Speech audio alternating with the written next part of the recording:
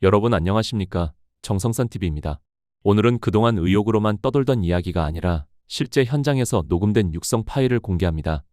2021년 4.15 총선 경기 파주울 재검표가 진행되던 바로 그날 법원 경위들 사이에서 오간 대화. 선관위가 투표지를 빼돌린다. 부정선거용 투표용지를 옮기고 있다. 이 발언이 사실이라면 이는 단순한 잡담이 아니라 선거 관리의 근간을 흔드는 중대한 사안입니다. 한미일보 유튜브를 통해 공개된 허겸 기자의 당시 녹취 파일. 토론장에서 녹취가 있다면 틀어보라는 요구가 있었고 이제 그 음성이 실제로 공개됐습니다. 오늘 방송에서는 그 문제의 녹취를 직접 들어보고 당시 재검표 현장에서 벌어졌던 상황을 짚어보겠습니다. 허겸 기자가 그때 파주울 재검표장 고향 지원에서 담배 피는데 법정 경위들이 있는데 가서 같이 담배를 피우고 있었어요. 근데 법정 경위들이 뭐라고 했냐면은 야 선관위가 투표함 바꿔치기 하고 있어. 이걸 녹취를 했습니다. 자, 이병지 빼돌린다. 여기 부정선거 이병지를 옮기고 있어. 자, 존나 빼. 야, 우리가 하는데 그거 해줘라. 그거 해달라고? 야, 돈 막지게 차 늘려서.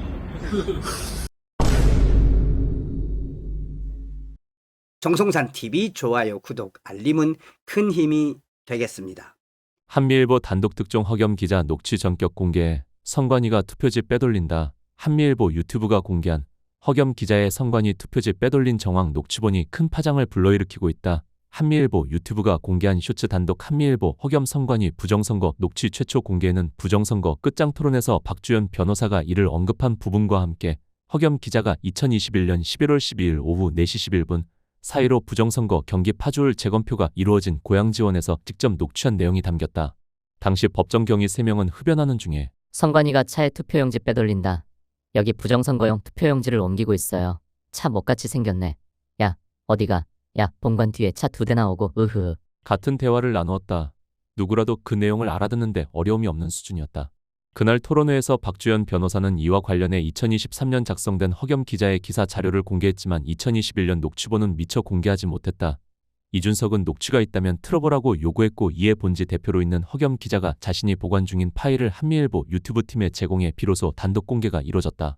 허겸 기자는 당시 경위 3명과 기자 사이에는 흡연하는 다른 법원 직원들이 있어 가까이에서 찍지 못했다. 3명이 걸어가는 동안에도 차들이 흡연실 앞에 있는 주차장 쪽으로 잇따라 들어오고 나가 촬영이 어려웠고 건물에 들어서기 직전에야 비로소 영상에 담을 수 있었다. 3명은 겨울용 법정경위 점퍼를 입고 있었다. 1명은 신장 185cm 이상이었고 다른 2명은 175cm 안팎으로 추정된다. 최소 1명은 아이폰을 사용하고 있었다. 법정경위 중 1명이 흰색 운동화를 신은 점으로 미뤄 근무 교대 전후일 가능성이 있다. 법정 경위는 근무 중에는 구두를 신는다고 직접 증언했다. 이어 허겸 기자는 이 영상이 왜 중요하냐면 당시 파주울 선거구의 재검표 현장에서 투표록에 기록된 관리관의 도장이 찍히지 않은 투표지가 실제로 발견되지 않으면서 통갈이 가짜표를 넣어 투표함을 통째로 교체함 의혹이 크게 불거지는 가운데 재검표 당일 아침 법정 경위들이 누군가 투표함에 손을 대는 모습을 목격한 듯한 대화를 나누는 모습이 처음으로 언론사 기자에 의해 포착돼 녹음됐기 때문이라고 밝혔다. 이어 선관위 투표용지 바꿔치기 정황 녹취를 들어보고 오겠습니다. 이런 녹취가 나와도 수사 안 하는 대한민국의 현실입니다. 완전 썩어빠진 정권과 검사, 경찰, 판사, 정치인 전부 한통속이라고 봐도 무방하지 않습니까? 이런 것 때문에 선관위가 친인척 자녀 부정 채용하는 이유입니까? 지금 들으신 녹취 내용 그리고 그 이후의 정황들 이 정도의 육성이 공개됐는데도 수사가 본격적으로 이루어지지 않는다면 우리는 질문할 수밖에 없습니다. 도대체 무엇이 이 문제를 덮고 있는 것입니까? 왜 이렇게까지 조용합니까? 그런데 선거 관리의 투명성 문제까지 겹친다면 이것은 단순한 행정실수가 아니라 구조의 문제로 넘어갑니다. 그리고 그 구조의 핵심에는 선관위와 사법부의 연결고리가 있습니다. 이것이 과연 건강한 견제와 균형입니까? 아니면 서로를 보호하는 카르텔입니까? 조희대 대법원장이 지난달 노태학 중앙선거관리위원장의 후임으로 천대엽 대법관을 내정했다. 천 대법관 인선 절차가 마무리되면 선관위 위원들의 호선으로 선관위원장에 취임할 예정이다. 대한민국 헌법은 중앙선관위를 대통령 임명 3인, 국회 선출 3인, 대법원장 지명 3인으로 구성토록 하고 있다. 위원장은 이들 위원 중에 호선한다. 예부터 대법원장이 지명한 대법관이 위원장을 맡고 있다.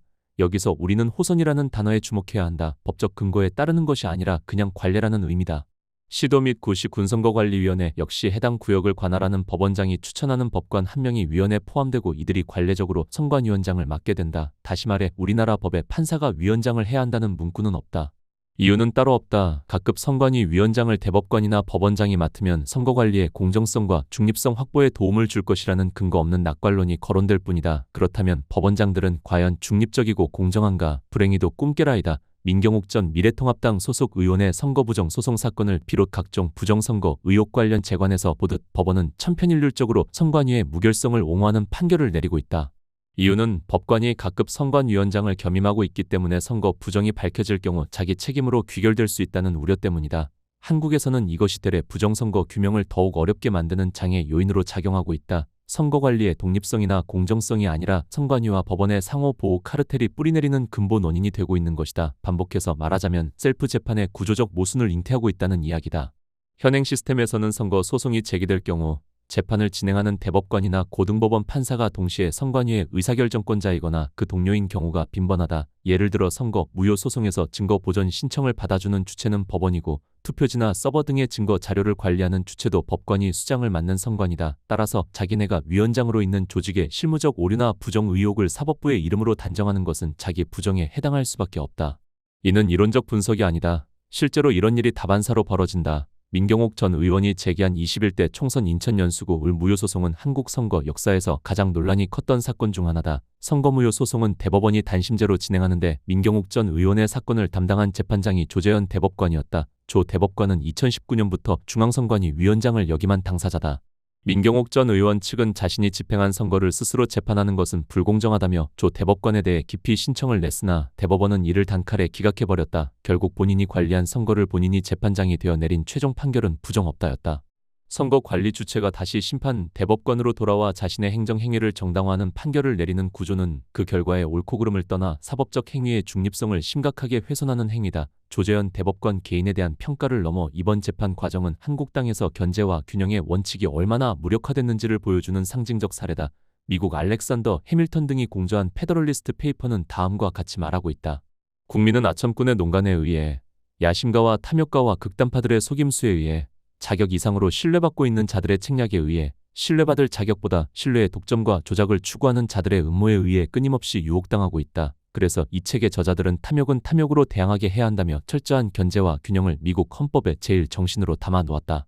공저자인 제임스 메디슨은 권력이 한 곳에 모이는 것을 폭정으로 정의했을 정도다. 그럼에도 한국의 선관위, 사법부 결합 모양은 견제와 균형 원칙을 참담하게 무너뜨리는 중이다. 이 모델이야말로 인간은 천사가 아니다라는 메디슨의 통찰을 무시한 전형적인 설계 오류다. 사법부가 선거 행정에 깊숙이 관여하고 자리까지 겸임하게 되면 사법부는 더 이상 외부의 객관적 관찰자가 아니라 이해관계자가 된다. 이는 누구도 자기 자신의 재판에서 판사가 될 수 없다는 법의 격언을 정면으로 위반하는 꼴이다. 법적 근거도 없이 법관이 선관위원장을 겸임하는 관행은 이제 폐지돼야 마땅하다. 선관위원장을 법관이 아닌 IT 보안 전문가, 통계학 법학 정치학자, 사회 명망가 등 외부 전문가로 전면 교체하여 사법부와의 인적 연결고리를 끊어야 한다.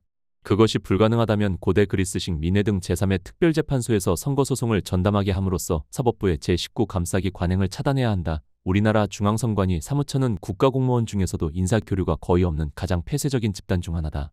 게다가 특정 지역 출신들이 사무처에 절대 비중을 점하고 있으며 자기들끼리의 동종교배를 통해 더욱 비밀스러운 조직을 형성하고 있다. 이런 조직 특성에다 법원과 선관위의 공생관계까지 겹치면서 악성 진화하는 중이다. 겉으로는 독립성을 표방하면서 이를 빌미로 완전한 치외법권 지대를 만들어가고 있다. 이렇게 된 데는 어떤 창도 뚫을 수 없는 방패막이 역할을 해주는 대법원의 책임도 무시할 수 없다. 지금 대법원은 민주당의 사법부 장악을 위한 사법 3법 개정안에 대해 별다른 저항조차 하지 못하고 있다. 기껏 복지안동의 우스꽝스러운 모양새다. 그러면서도 법적 근거조차 없는 특권은 고수하겠다는 대법원의 탐욕이 남사스럽다. 녹취가 공개됐습니다. 현장 육성입니다. 구체적인 시간, 장소, 상황까지 특정됐습니다. 그렇다면 상식적으로 다음 단계는 무엇입니까? 수사입니다. 녹취까지 나왔는데도 수사조차 하지 않는다면 국민은 이렇게 묻지 않을 수 없습니다. 밝히면 안 되는 무엇이 있는 것 아닙니까? 선관위는 지금 벌벌 떨고 있을 것입니다. 허경 기자가 그때 파죽을 재검표장 고향 지원해서 담배 피는데 법정 경위들이 있는데 가서 같이 담배를 피우고 있었어요. 근데 법정 경위들이 뭐라고 했냐면은 야 성관이가 투표한 바꿔치기 하고 있어. 이걸 녹취를 했습니다. 차 투표용지 빼돌린다. 여기 부정선거 투표용지를 옮기고 차 존나 빼. 야 어디가? 그거 해줘라. 그거 해달라고? 야 돈 막지게 차 그래서